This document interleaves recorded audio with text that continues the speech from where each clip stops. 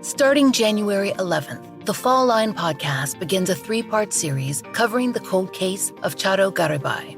Her mother Magdalena, her sister Marisol, her brother Junie, her cousins and friends believe that Charo was killed by someone that she knew. They think that the answer to her cold case lies at home with the people Charo saw in daily life, a killer in plain sight. Join them in our coverage of Charo's case to hear what they and investigators hope can be done today. Find the Fall Line anywhere you listen. Hey there, it's Edwin. Scary Story Podcast will be getting to you earlier in the week starting next Tuesday. That'll be instead of Fridays from now on. And that's thanks to your feedback. But for now, on with the story. Welcome to Scary Story Podcast. Here, I'll tell you the story of a man who spent his best years at work and some of his experiences.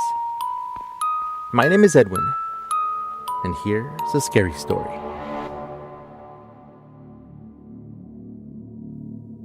I was leaning on my knuckles that were resting on top of the mop at the end of the hallway. It had been a long night, and it was time for me to go. It's strange being in a place that has seen me through pretty much everything, every phase of my life. You know, walking through the reception desk on my way to the custodian closet and passing by the mirror they have in the front, the one by the fake dusty flowers, I would look at myself and see that same kid, the one who wanted a few extra bucks to take his girlfriend out to dinner Friday nights. It was right after my senior year. Nancy was going to be a senior now, and back then we used to get married real young. It wasn't far off in my mind that one day I'd want to marry her. But I wasn't great at school, and life had not been fair with my parents either. They struggled all of their lives, and I remember telling myself that I wouldn't end up like them. I would be happy with just a stable job and a house with a backyard. One with real walls. One that couldn't be towed off the lot. One of the highways had just opened up, and the city was hard at work with the new side streets and such. Word going around the town at the time spoke about the new housing developments. Fancy new stuff from New York and California. But like with all small towns, everyone had something to say. But I saw those places as my opportunity to finally get something nice. And so on my friend Ben's old truck, he would drive around at night and entering those large empty lots, screaming, this one's mine." I miss that guy. And it was about 6 months later when they started building the houses there, and along with that road came new ones, just like they said. The one you could see off the reflection of the mirror at the front desk was Henderson Road. With new motels and fast food restaurants came along other jobs, and suddenly this place went from dirt roads and trailer parks to asphalt and lots of cars. And less trees. I don't know where I lost my town along the way, but it did give me several chances to do something. I borrowed an old suit from my dad, one that he would use for church and for flying sometimes, when I went to interview at Sammy's motel. They were hiring for all positions, and I remember all I wanted to be was at the front desk, in a suit, and just greet people like they did in the movies. But they said that for $2 an hour more, I could start working in maintenance, and that if I did good work, I would get a review at the end of the year and then be moved to be in charge of maintenance as a whole. I trusted the owners. They were friends of the family, and through all those years, they always did what they promised. And I really wish everything would have stayed the same. You know, they say that teachers remember all of their students as they go through their careers. But they never say that about any other people. I mean, I could tell you that I remember every single one of my guests. I mean, maybe not by name, but all of them were friendly and kind to me. Even the ones that came only to take care of business during their lunchtime or for brief moments after a night out. But things had been changing for a while. Mr. Jones eventually left the business to his son, Robert. He got a lot of his buddies to come and help with the business, adding new things that people do today, like internet things, which worked for a bit, Although everyone seemed to just get more stressed out. They wanted me to use the computer. Can you imagine that? To do cleaning and maintenance work? It just didn't make sense. I couldn't complain though. I didn't want to. It was their thing, and if I've learned anything throughout the years, it's to mind your own business. They soon started blaming me for a lot of the things they messed up on. Like, for example, they started doing a 24-hour check-in thing where people would come in by themselves, and that opened a whole lot of trouble. Drugs and other things were around the hallway in the morning, and I don't even want to get into what happened in those rooms. They were terrible, even the non-smoking ones. But aside from the dirty carpets and toilets, there were other things that started happening at Sammy's motel. The first one of many was with this woman named Teresa from the state of Arizona. From what I heard, she didn't drive herself to Sammy's motel. And I don't even think she stepped into the place over at room 114 on her own. It was about 2 years after Mr. Jones had left Robert in charge, and the place was more or less still all right. The manager, a woman hired from out of town, was on the verge of quitting after all the demands Robert would put on everybody. And that night, when she was instructed once again to leave the place up to the cameras and the security buttons to do their thing, she got in her car and went home after that long 12-hour shift. I mean, I would have done the same. That's what was supposed to happen. But that next morning, Robert and some of his friends who didn't actually work there had been coming in and out of the building, telling me and the cleaning staff about an incident that required us to be extra careful with everything. They shut the place down with the exception of 7 or so guests that had not checked out that day, when they called that ambulance.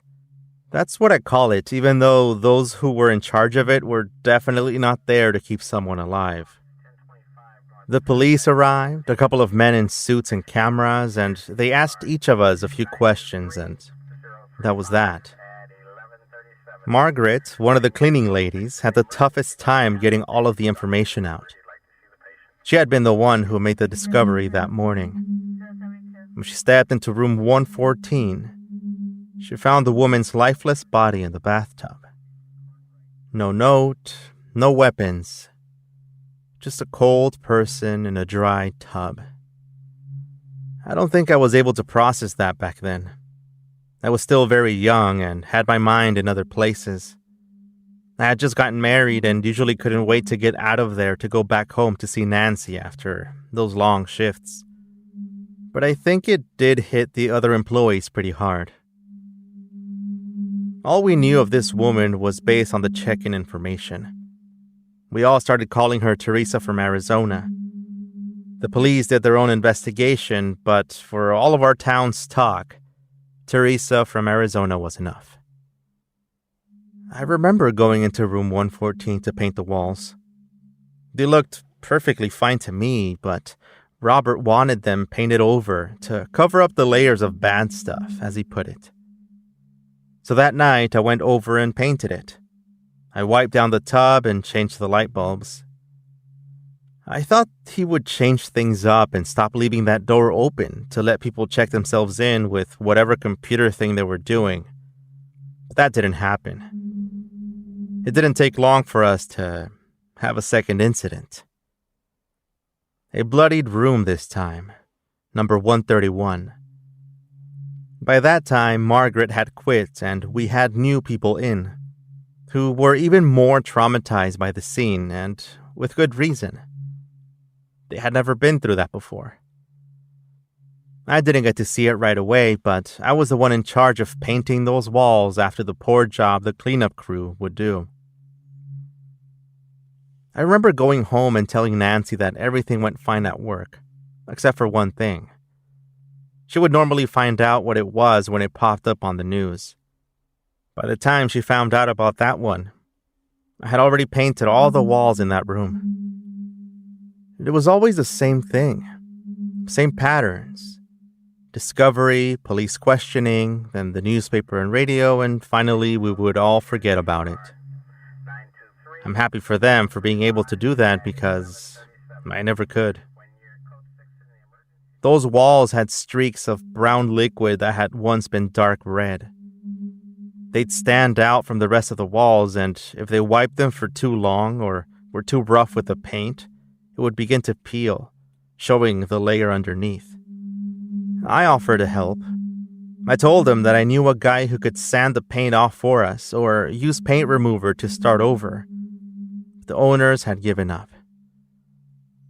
First it was the walls, and then the ice machine. The carpets, then the beds. Curtains would get tiny holes that would cast little dots of light in the rooms at night. This somehow attracted a certain type of person to the Sammy's motel. Remember, this was just a start. All of the employees were eventually replaced after the countless events at the motel. Not just deaths, but other strange things. And I remember every single one of those co-workers, just like I remembered all of those who fell victim to the evil of the night. I would get asked often about the strange sounds and whispers that they'd hear at all hours of the day, and I would tell them, if you really want to know, I'll tell you. Think about it first. And every single one of them eventually decided to find out.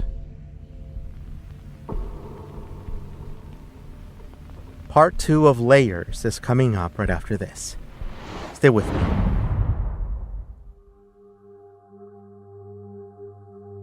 A common complaint from the employees, not the guests, was that the doors would get stuck. I mean, the guests knew what they were getting into after stepping into the reception desk area. But the employees, God bless them, still expected something better out of management. I would normally go in and sand off part of the door, the painted surface on the frame. It had been painted over so many times that it had grown thick enough to make the door barely fit on the frame itself and get stuck. I would tell them about it, and they'd ask me why it had been painted over so many times. And I would just say that the owner wanted it that way, so I would do it. I would tell them that eventually they would find out for themselves. But the workers, especially the young ones, would be so interested in the dark part of all of this. You know, about the ghosts and all that stuff. I would tell them, leave them alone. They're not bothering anybody. They sure would push it. One time, they showed up at night asking me to let them in to record ghosts or whatever. I'd been working at night doing some of the plumbing repairs, covering for someone else when they did that. They came to me all freaked out, saying that they had heard a woman whispering in one of their ears. That would happen to me as well, but it wasn't scary anymore. I knew about the calls to the front desk from room 114, even though it was empty. But I wasn't the only one. It would ring in the middle of the night, sometimes when there was no attendant there, and I would have to walk all the way there only to see the room marked as available on the phone thing. I answered a couple of times and just heard the sound of air. Obviously, those rooms were empty. I think you can be afraid of things when you don't know what they are. But I know about the rooms. I know who's in there. And I was there when they found Elizabeth, her body stuffed in the wooden box under the mattress. It was a complaint from a traveler going across the United States who checked out, saying that the smell of the room was terrible, even though he was very nice about it. When one of the maids moved the bed to clean underneath it, liquid was oozing onto the carpet and spreading a terrible smell all around the room and the hallway. When she knelt down to check it out, she got to see a greenish-purple arm about to fall to the floor, right through the wood boards from under the box spring. It used to be so easy back in the day, you see. Even with the technology that they had back then in the 90s, people wouldn't be so quick to pay with a credit card like they do now. I hear that they can trace your money down to the cent and figure out exactly where you had been. But not back then. The attendant would be happy to take your cash and your excuse for not having your ID card with you. It was better than having to get your card information and process everything by that evening, hoping that it would go through. And checks, well, those were equally as bad to accept. I was glad to have taken a job in maintenance instead of the front desk. I don't know how I would have dealt with stuff like that. But in the end, it was the Biltonson family, the one that caused the owners to finally give up on the place for good. I got to meet them when I replaced their key after the father had lost it. Without going into the details of the incident, they were all found dead on a Saturday morning. They were forced to replace the carpet and furniture, and again, I was there to repaint the walls. It didn't happen all at once. I had been there for over 40 years already when they finally decided to sell it. And even though I don't know about other roadside motels, 8 deaths over the span of 40 years doesn't seem as excessive as I make it sound. In the end, I was the only one left, quite literally, in the entire building. The new owners had removed the Sammy's Motel sign from up front, one that hadn't been changed for as long as I had been there. And along with that, they had the carpets torn off, all of the furniture thrown out in the back lot, with the lamps and everything. They were going to do a complete overhaul with the sinks, showers, and windows. I knew about every single nook and cranny of that place, so they asked me to stay with them while they sorted everything out. The tasks were only about replacing the parts of the pipes and wiring and move them over to the place where they would reach their new installations. It was pretty easy near the end, although a little lonely. Some of my last days there were spent only with the light of my lamp as I got rid of popcorn ceilings and scraped the paint off those doors. I would walk up and down those halls, past room 114 and 131, sometimes into 128 and the saddest one, 140. And I would think so much about those people who came and went over the years. How they, I guess in part, helped me pay for that spot where I live. For that paycheck that would be vanishing but had left me with savings for myself and my family for the next stage of my life. And it would be those whispers at night, while I would be in the rooms, that reminded me of those who stayed and probably didn't know it. The ones that would gently remind me of where we're going. I spent a little over a week scraping at those walls. I saved the sad rooms for last, revealing the lives once lived, be it through their blood or hair trapped there, or even just their breaths. And I thought that perhaps even parts of me were between those layers of paint. I was the one who had painted every single inch of those walls. What had been grown over the span of 40 years was now being scraped away by its painter. I left the keys for the new owners in the lockbox outside, and I then stood by the entrance door for a moment, looking at the dark, empty front desk area. My eyes tried to make out the shapes I would see in the dark hallways for a bit. It was before I turned away and started heading toward my car. The fading sounds of the telephone was how it said goodbye to me.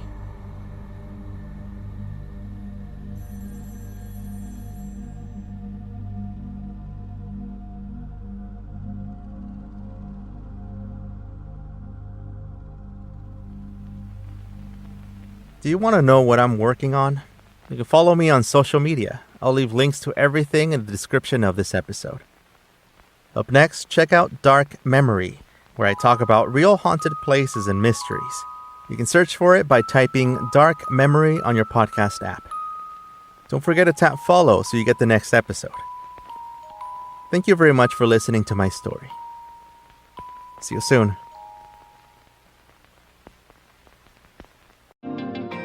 Starting January 11th, the Fall Line podcast begins a 3-part series covering the cold case of Charo Garibay. Her mother Magdalena, her sister Marisol, her brother Junie, her cousins and friends believe that Charo was killed by someone that she knew. They think that the answer to her cold case lies at home, with the people Charo saw in daily life. A killer in plain sight. Join them in our coverage of Charo's case to hear what they and investigators hope can be done today. Find the Fall Line anywhere you listen.